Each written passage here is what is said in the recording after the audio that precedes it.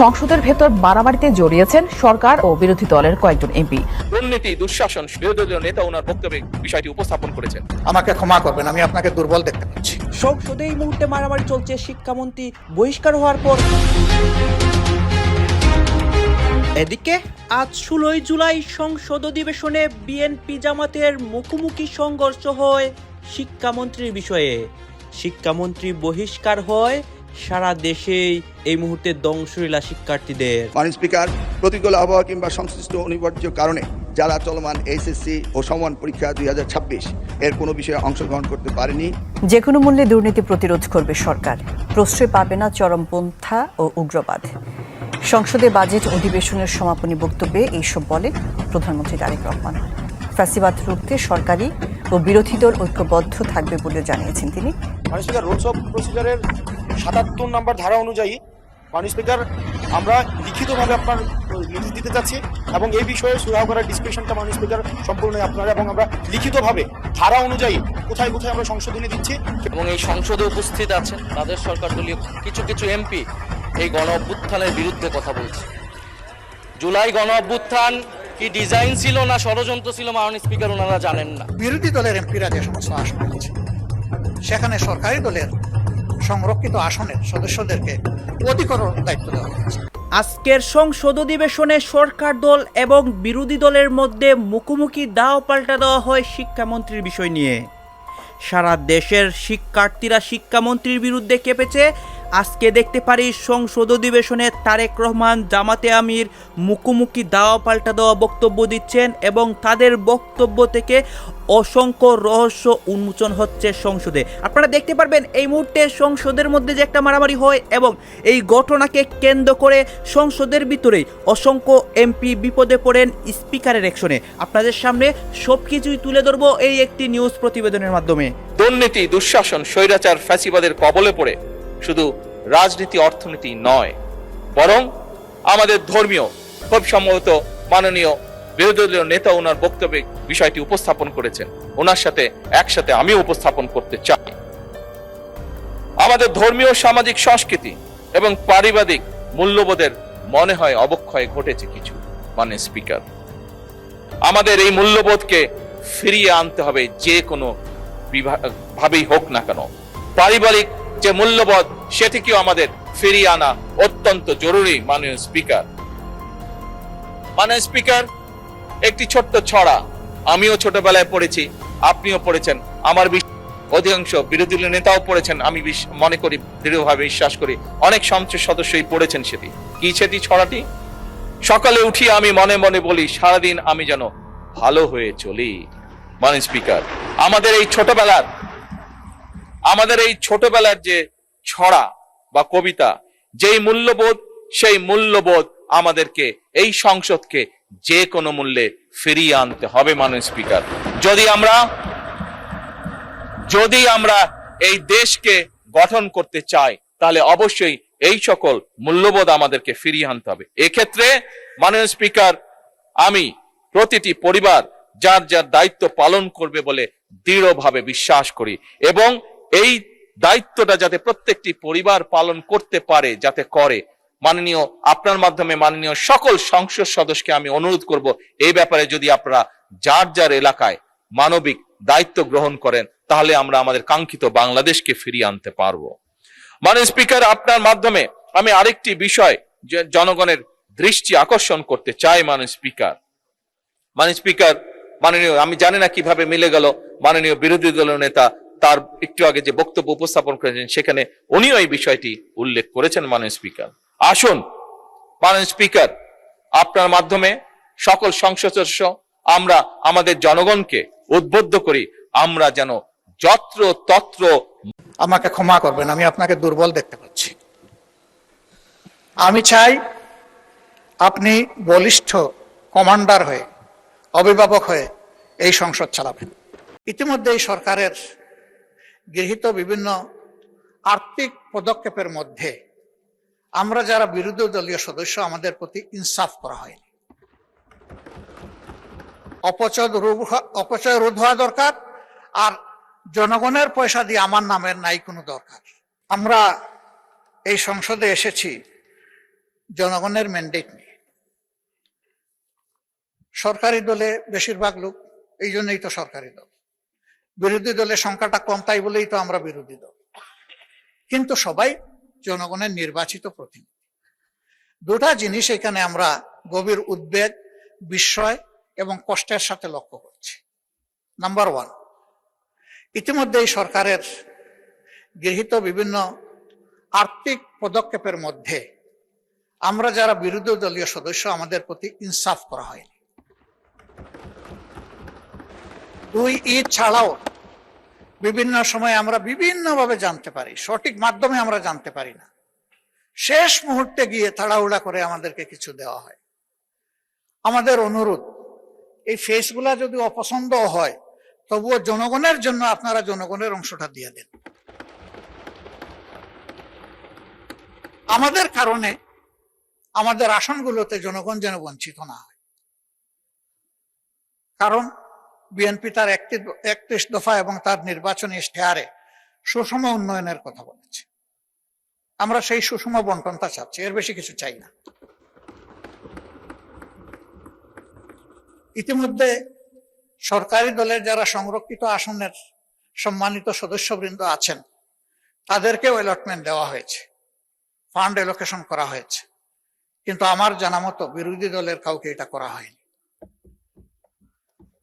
এটা ন্যায্য হবে না, এটা অন্যায্যতা। আমি এই ব্যাপারে মাননীয় প্রধানমন্ত্রীর দৃষ্টি আকর্ষণ করেছি ব্যক্তিগত পর্যায়ে। আমি আশা করব তিনি অ্যাটেনশন দেবেন। তাদেরকে চাইতে হবে কেন? সবাই যেমন পাবে তারাও তেমন পাবে, এটা তাদের হক। এরপরে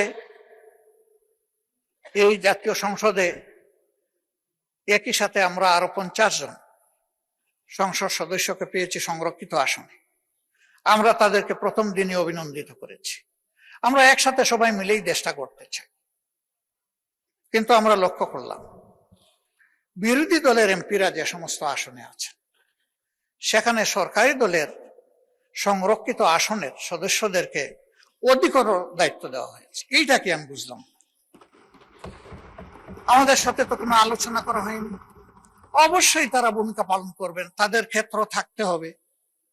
তারা এক একজন 6টা করে আসনের প্রপোর্শনেটলি এসেছেন, 6 জায়গার তারা প্রতিনিধিত্ব করবেন, কোনো সমস্যা নেই। সেটা তো একটা আলাপ আলোচনার ভিত্তিতে হতে পারত। আমাদেরকে আমাদের প্রাপ্যের বেশি তো আর আসন দেওয়া হয়নি। আমরা যে 13টা পাওয়ার কথা সেই 13টাই পেয়েছি। আমাদের আসনগুলোতে এই 13 জনকে যদি আমরা কাজে লাগাই, আমাদের সমন্বয় সহযোগিতাটা হবে ওয়ান্ডারফুল। এখানে কোনো কনফ্লিক্ট হবে না, ফ্রিকশন হবে না। কিন্তু যদি আমাদের লোকদেরকে দেই সরকারি দলের ওখানে সদস্যরা যারা আছে, আর সরকারি দলের সদস্যরা যদি করেন আমাদের এখানে, কনফ্লিক্ট হবে, হচ্ছে, তৈরি হয়ে গেছে। এই সংসদে যখন এই কনসার্নটা আনা হয়েছে তখন একজন সম্মানিত মাননীয় মন্ত্রী বলেছেন যে ওই রকম কোনো অ্যারেঞ্জমেন্ট করা হয়নি। কিন্তু এই সংসদেই দাঁড়িয়ে একজন সংসদ সদস্য সংরক্ষিত আসনের তিনি বলেছেন যে আমার অধিকতর দায়িত্ব এই জেলায় আমি পালন করে এসেছি। এখানে দুইটা বক্তব্য মিলছে না এবং বাস্তবে তাই দেখছি। আমার আরেকটা অনুরোধ, রাষ্ট্রের ট্রেজারির প্রত্যেকটা টাকা সরকারের কাছে, এই পার্লামেন্টের কাছে আমানত। শুধু সরকার না, কারণ এই পার্লামেন্টই অর্থ বিল পাশ করে। এই যে বিভিন্ন জায়গায় ছোট্ট খাটো স্থাপনা হলেও উদ্বোধন করে একটা স্টোন বসাতে হবে। খাজনার চেয়ে বাজনা বড়। এই স্টোন বসাতে গিয়ে একটা পয়সা তো খরচ হয়, এটা একটা কথা। আরেকটা হলো যে এখানে টানাটানি শুরু হয়, কার নাম থাকবে আগে, কার নাম থাকবে না, এগুলা নিয়ে। পয়সাটা জনগণের, আমার নামের দরকারটা কি? এই স্টোন না হলে কি? আর যদি দিতে হয় তাইলে উদ্বোধন এত তারিখ, এই রাস্তা, এই পুল, এই কালভার্ট, এটা বলে আমরা শেষ করতে পারি।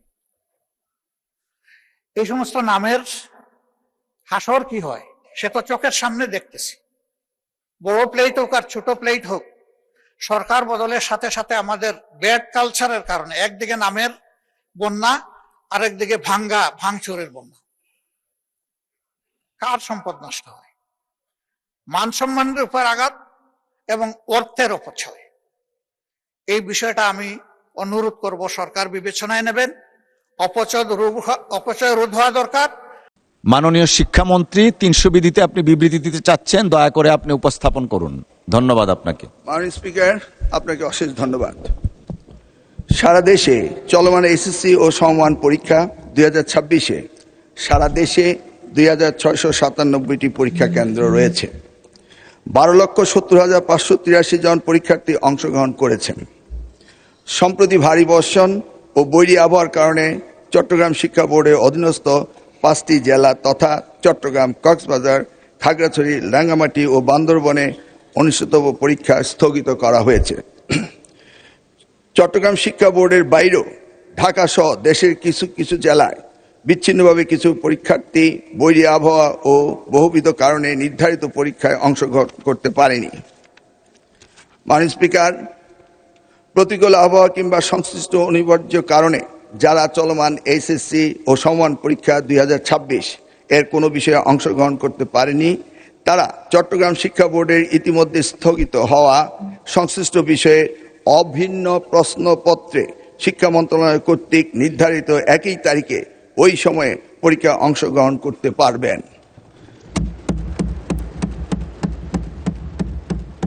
মাননীয় স্পিকার, যেহেতু এইচএসসি পরীক্ষা শিক্ষার্থীদের জীবনে একটি অত্যন্ত গুরুত্বপূর্ণ ধাপ, তাই বিশেষ বিবেচনায় এই বিশেষ সুযোগ প্রদান করা হলো।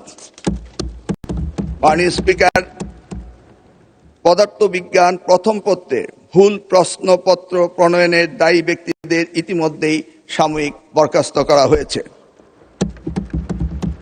মাননীয় স্পিকার, আমি আবারও আশ্বস্ত করছি, পদার্থবিজ্ঞান প্রথম পত্র 6 নম্বর প্রশ্ন এবং 7 নম্বর প্রশ্নে যে ভুল হয়েছে তার জন্য পরীক্ষার্থীদের পূর্ণ নম্বর দেওয়া হবে।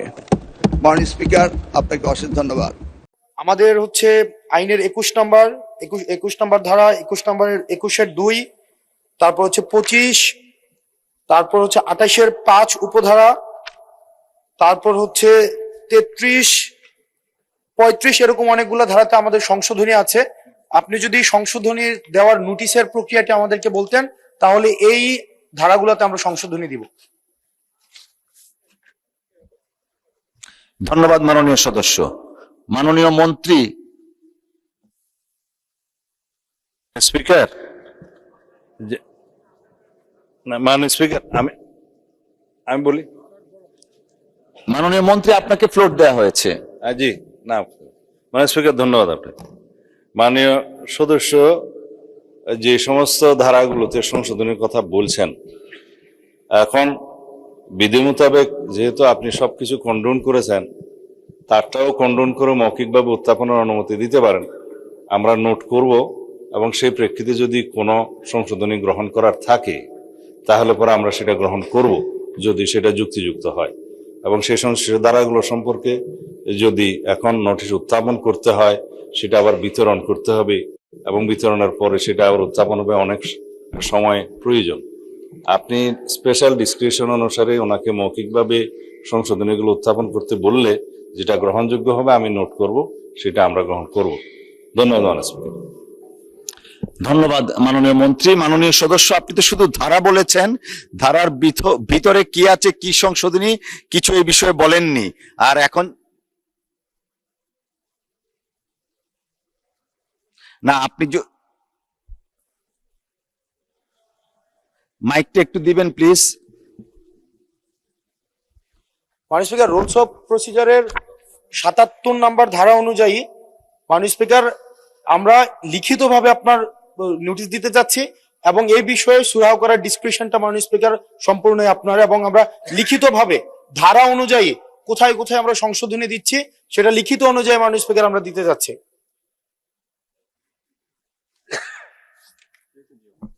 মাননীয় সদস্য, আমি আমার প্রারম্ভিক বক্তব্যেই বিধি 77 কন্ডন করেছি স্পেশাল পাওয়ারসে, তো সেটা তো আগেই আমরা কন্ডন করেছি। জি না,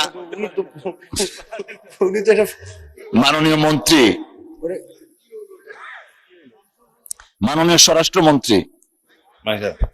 মাননীয় স্পিকার, দর্শক আপনারা তো দেখলেন এখানে কি কথা হচ্ছে, এখানে আমরা দেখতে পাচ্ছি সংসদের বিষয়ে কথা হয় এবং শিক্ষামন্ত্রীর বিষয়ে বা সংসদের মধ্যে জামাত বিএনপির মধ্যে একটা কথা কাটাকাটি হচ্ছে। গাইজ এই বিষয়গুলো দেখে এবং সংসদের এই বিষয় নিয়ে এবং শিক্ষামন্ত্রীর বিষয় নিয়ে আপনার মন্তব্য কি? আপনার গুরুত্বপূর্ণ মন্তব্য অবশ্যই আপনারা আমাদের কমেন্ট বক্সে লিখে যাবেন। সর্বশেষে আপনাদের কাছে আমাদের একটা ছোট্ট রিকোয়েস্ট থাকবে, আপনারা আমাদের চ্যানেলে নতুন দর্শক হয়ে থাকলে চ্যানেলটি সাবস্ক্রাইব করবেন এবং পাশে থাকা বেল বাটন চেপে যাবেন যাতে করে নেক্সট ভিডিওটা সবার আগে আপনাদের কাছে পৌঁছে যায়। ধন্যবাদ।